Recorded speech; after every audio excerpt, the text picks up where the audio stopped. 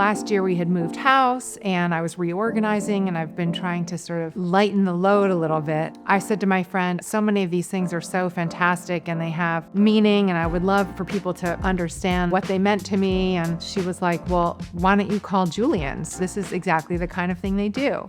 So we have all kinds of things from my life in this sale, which is kind of fun and nostalgic. First of all, there was some really beautiful furniture when we sold our house in Los Angeles, the things that I've cherished and just didn't have a place for anymore. In a home, personal style is revealed so much through a mix of things. And I love the idea of that kind of accumulation of beautiful things that don't necessarily seem like they would go together, but make a room feel incredibly special and well curated. This is in the 90s. There weren't stylists, I don't think. I certainly didn't have one. So I did all of my own styling and finding my own outfits for red carpets. I would get VHS cassettes of fashion shows, and I was looking for something for the Oscars. I was watching the fashion show and there was this pink ball gown skirt and it was shown with a knit top. So I called and I said, oh, could I borrow this for the Oscars? And they said, well, why don't you let us make you something? And I said, oh, wow, that would be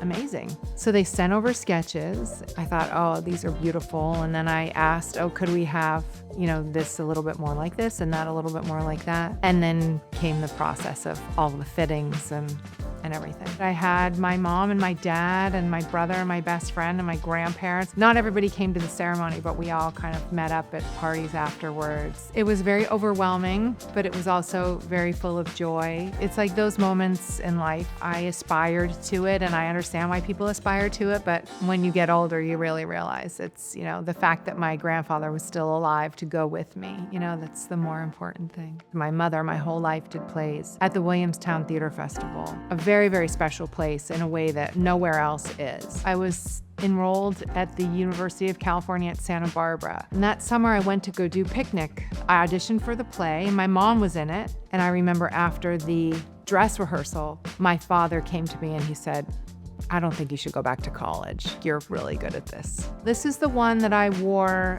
to the Country Music Awards on the red carpet. This beautiful Versace couture dress. That was my first CMAs. Incredibly nervous. I mean, imagine if your first singing gig is at the Country Music Awards. Like, it was totally overwhelming and petrifying. And my longtime stylist, Elizabeth Saltzman, was like, we got to go kind of country cool for the red carpet. So that fun, crazy push into country music that I did for the film Country Strong. And then, Glee followed after that. So there was sort of like a singing chapter that dress kind of represents to me. I can't think of any bag that conveys more than the Birkin bag and that stands the test of time. Obviously by Hermes, Jane Birkin, that she actually designed in collaboration with the house. One of the most, if not the most iconic bag ever produced.